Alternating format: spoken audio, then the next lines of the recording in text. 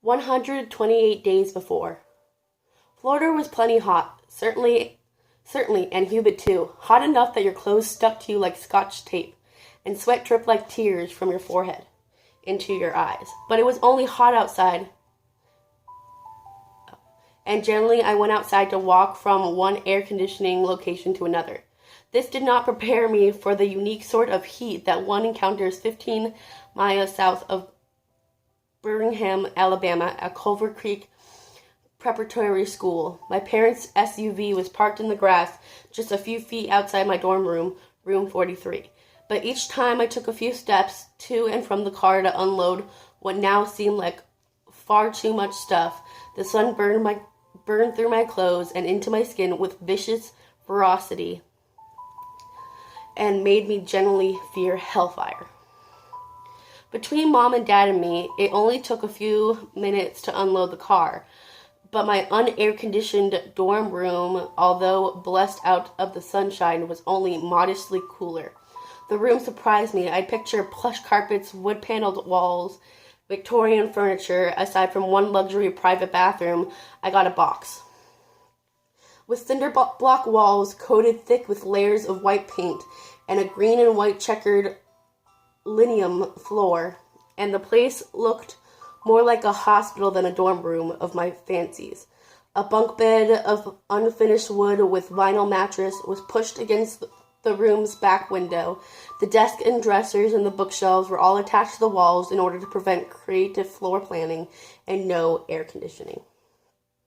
I sat on the lower bunk while Mom opened the trunk, grabbed a stack of biographies my dad had agreed to part with, and placed them on my bookshelves. "I can unpack, Mom," I said. My dad stood. He was ready to go. "Let me at least make your bed," Mom said. "No, really, I can do it. It's okay." Because you simply cannot draw these things out forever. At some point, you just have to pull off the Band-Aid, and it hurts, but then it's over and you're relieved. "God will miss you," Mom said, suddenly stepping the minefield of suitcases to get to my bed, and I stood and hugged her. My dad walked over too. We formed a sort of huddle. It was too hot, and we were too sweaty for the hug to last terribly long. I knew I ought to cry, but I lived with my parents for 16 years, and a trial separation seemed overdue. "Don't worry," I smiled. "I's gonna learn how to talk right Southerner," Mom laughed.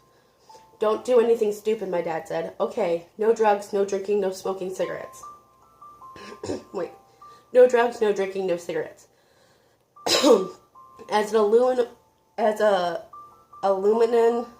alumnus of Culver Creek, he had done the things I had only heard about. The secret parties, streaking through hay fields. He always whined about how it was all boys back then. Drugs, drinking, and cigarettes. It had taken him a while to kick smoking, but his badass days were now behind him. "I love you," they both blurted out simultaneously. It needed to be said, but the words made the whole thing horribly uncomfortable, like watching your grandparents kiss. "I love you too. I'll call you every Sunday." Our rooms had no phone lines, but my parents had requested I be placed in a room near one of the Culver Creek's 5 payphones. They hugged me again, Mom and Dad, and it was over. Out the back window, I watched them drive the winding road off campus. I should have felt a gooey, sentimental sadness, perhaps, but mostly I just wanted to cool off, so I grabbed one of the desk chairs, and sat down outside the door in the shade of the overhanging eaves, waiting for a breeze that never arrived. The air outside sat as still and oppressive as the air inside. I stared out over the new digs, 6 one-story buildings, each with 6 dorm rooms, were arranged in a hexagram around a large circle of grass. It looked like an oversized old motel. Everywhere, boys and girls hugged and smiled and walked together. I vaguely hoped that someone would come up and talk to me. I imagined the conversation. "Hey, is this your first year?" Yeah, I'm from Florida." "That's cool, so you're used to the heat?" "I wouldn't be used to this heat if I were from Hayes," I joked. "I'd make a good first impression, oh, he's funny, the guy Miles is a riot. That didn't happen, of course. Things never happen like you imagine them.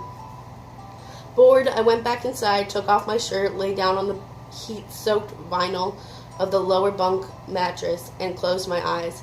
I'd never been born again with the baptism and weeping all that, but I couldn't feel much better than being born again as a guy with no known past.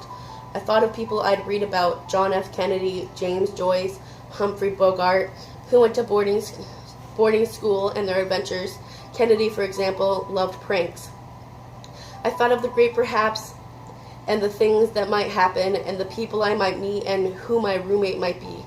I'd gotten a letter a few weeks before that gave me his name, Chip Martin, but no other information. Whoever Chip Martin was, I hoped to God he would bring an arsenal of high-powered fans, because I hadn't packed even one, and I could already feel my sweat pooling on the vinyl mattress, which disgusted me so much that I had to stop thinking and get off my ass to find a towel to wipe the sweat with. And then I thought, well, before the adventure comes, the unpacking. I managed to tape a map of the whole world to the wall and get most of my clothes into drawers. Before I noticed that the hot, moist air made the walls sweat, and I decided that now was not the time for manual labor. Now was the time for the magnificent cold shower. The small bathroom contained a huge full-length mirror behind the door, so I could not escape the reflection of my naked self as I leaned in to turn on the water faucet. My skinniness always surprised me. My thin arms didn't seem to get much bigger as they moved from wrist to shoulder.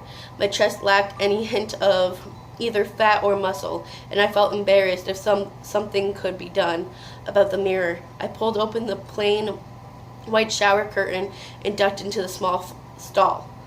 Unfortunately, the shower seemed to have been designed for someone approximately 3 feet tall, 7 inches tall, so the cold water hit my lower rib cage with the force of a dripping faucet.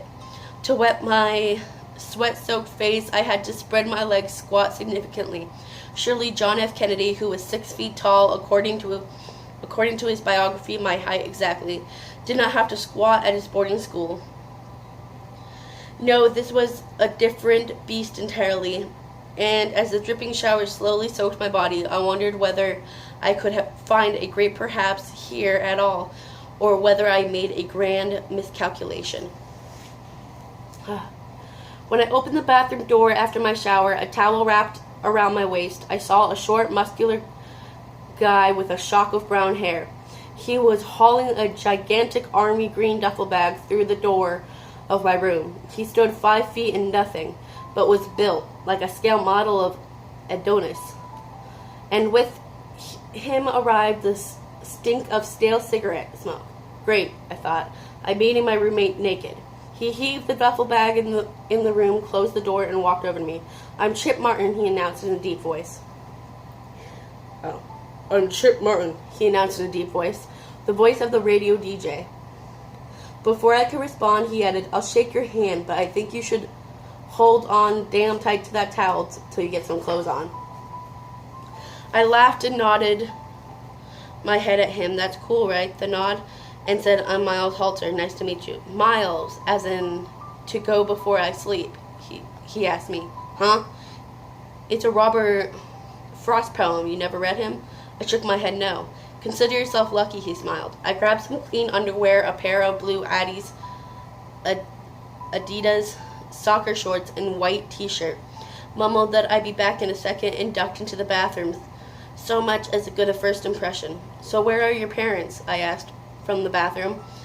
My father is in California right now, maybe sitting in his lazy boy, maybe driving his truck. Either way, he's drinking.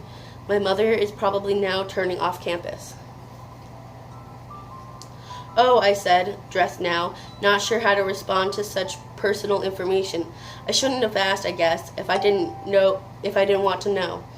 Chip grabbed some sheets and tossed them onto the top bunk. I'm a top bunk man. Hope that doesn't bother you. No, whatever's fine. I see you've decorated the place, he said, gesturing towards the world map. I like it. And then he started naming countries. He spoke in monotone as if he'd done it 1,000 times before. Afghanistan, Albania, Algeria, American Samoa, Andorra, and so on. He got through the A's before looking up and noticing my incredulous stare. I could do the rest, but I'd probably bore you. Something I learned over the summer. God, you can't imagine how boring New Hope, Alabama is in the summertime, like watching soybeans grow. Where are you from, by the way?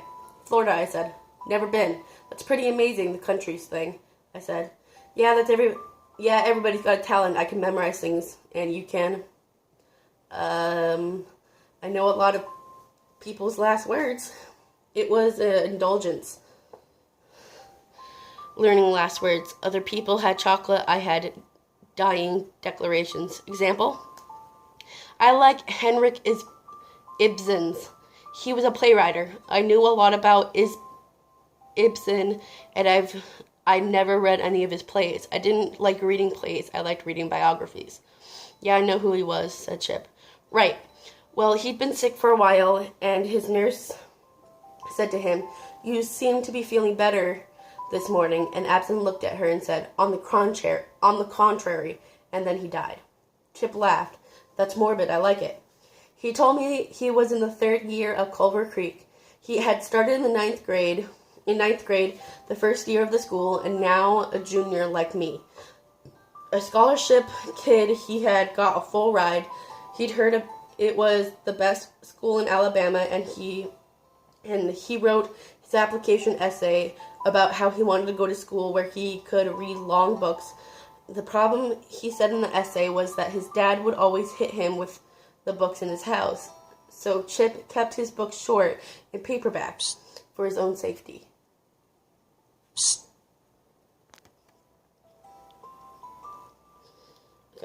Chip kept his books short and paperback for his own safety. His parents got divorced his sophomore year. He liked the creek, as he called it, but you have to be careful here, with students and with teachers. I do hate being careful. He smirked. I hate being careful too, or wanted to at least. He told me this while ripping through his duffel bag, throwing clothes into drawers with reckless abandon. Chip did not believe in having a sock drawer or t-shirt drawer. He believed that all drawers were created equal and filled each with whatever fit. My mother would have died.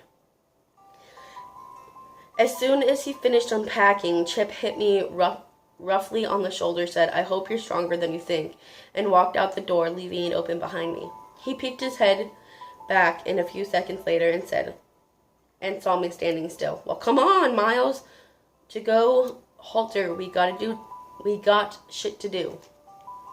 We made our way to the TV room, which according to Chip contained the only cable TV on campus. Over the summer, it served as a storage unit packed nearly to the ceiling with couches, fridge, and roll-up carpets. The TV room undulated with kids trying to find and haul away their stuff. Chip said hello to a few people, but didn't introduce me.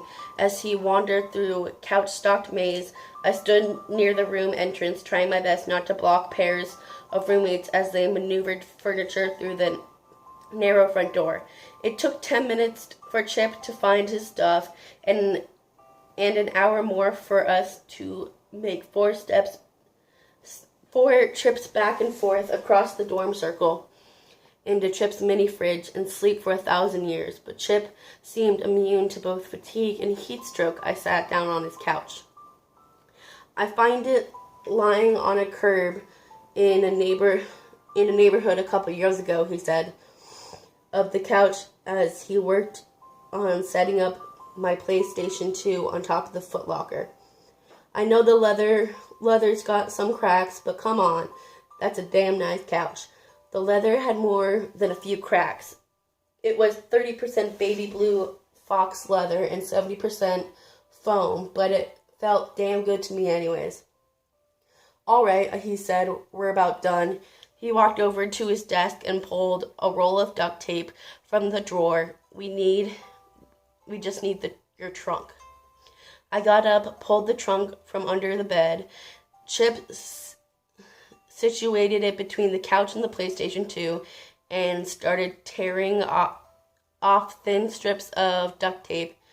He applied them to the trunk so that they spelled out coffee table.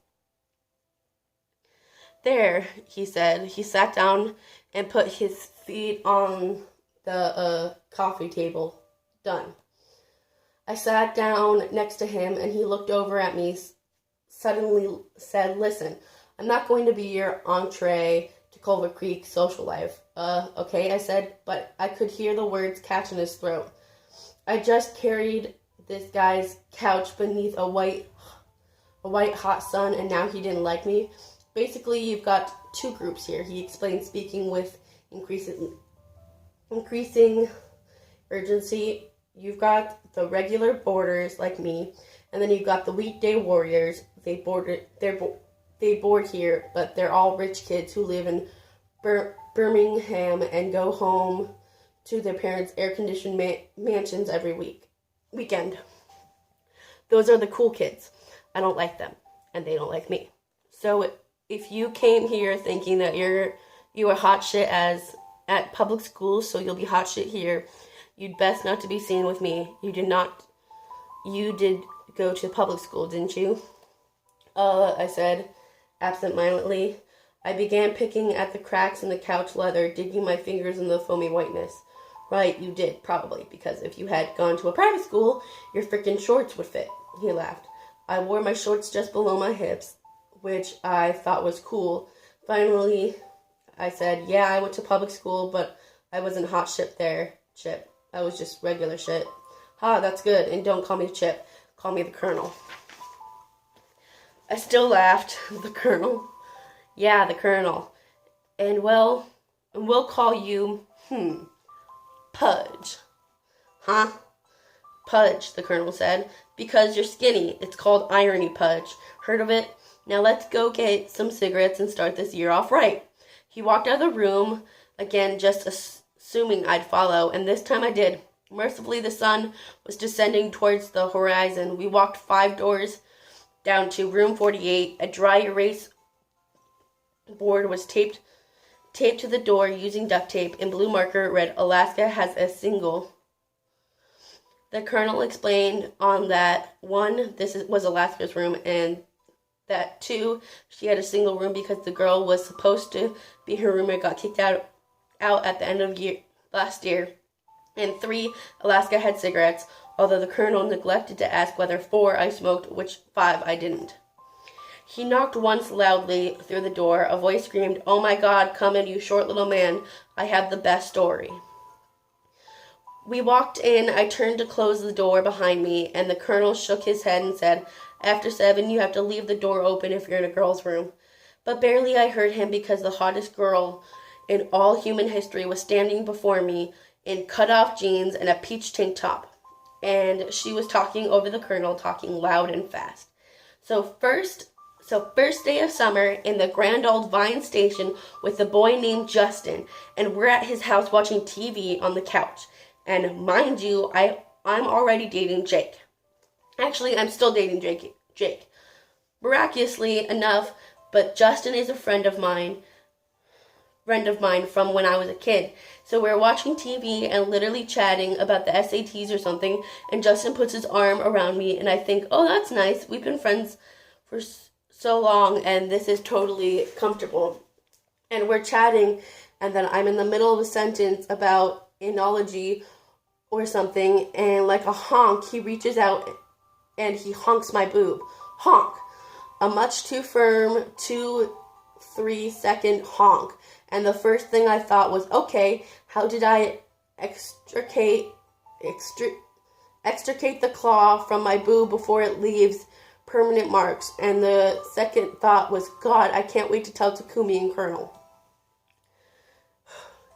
The Colonel laughed and I stared, stunned, partly by the force of the voice emanating from a petite but god curvy girl, and partly by gigantic stacks of books that lined her walls. Her library filled her bookshelves and then overflowed into a waist-high stacks of books everywhere, piled hazardly against the walls. If just one of them moved, I thought the domino effect would engulf the three of us in an emphasizing mass of literature. Who's the guy that's not laughing at my very funny story, she asked. All right, Alaska, this is Pudge. Pudge memorizes people's last words. Pudge, this is Alaska. She got her boob honked over the summer. She walked over to me with her hand extended, then made a quick move downward at the last moment, pulled down my shorts. Those are the biggest shorts in the state of Alabama. I like them baggy, I said, embarrassed, and pulled them up. They had been cool back in Florida. So far in our relationship, Pudge, I've seen your chicken legs entirely too often. The Colonel deadpanned. So Alaska, sell us some cigarettes. And then somehow the Colonel talked me into paying $5 for a pack of Marlboro Lights I had no intention of ever smoking. He asked Alaska to join us, but she said, I have to find Takumi and tell him about the honk. She turned to me and asked, have you seen him? I had no idea whether I'd seen Takumi since I had no idea who he was, and I shook my head. All right, meet you at the lake in a few minutes then, the Colonel nodded. At the edge of the lake, just before Sandy and the Colonel told me fake beach, we sat down at the Adirondack swing. I made the obligatory joke, don't grab my boob, the Colonel gave an obligatory laugh, then asked, want to smoke? I had never smoked a cigarette, but when in Rome, is it safe here? Not really, he said, then lit a cigarette and handed it to me. I inhaled, coughed, wheezed, breathed, gasped for a breath, coughed again, considered vomiting, grabbed the swing bench, head spinning, and threw the cigarette on the ground and stomped on it, convinced my grape perhaps did not involve cigarettes. Smoke much? He laughed, then pointed to a white speck across the lake and said, see that? Yeah, I said. What is that? A bird? It's the swan, he said. Wow, a school with a swan. Wow. That swan is the spawn of Satan. Never get closer to it than we are right now. Why? It has some issues with people. It was abused or something. It'll rip you to pieces. The eagle put it there to keep us from walking around the lake to smoke. The eagle? Mr. Starnes, codename. The eagle, the dean of students. Most of the teachers live on campus, and they'll all bust you. But only the eagle lives in the dorm circle, and he sees all. He can smell a cigarette from 5 miles. Isn't his house back there? I asked, pointing to it. I could see the house clearly despite the darkness, as he could probably see. Yeah, but he doesn't really go into the blitzkrieg mode until the classes start, Chip said nonchalant.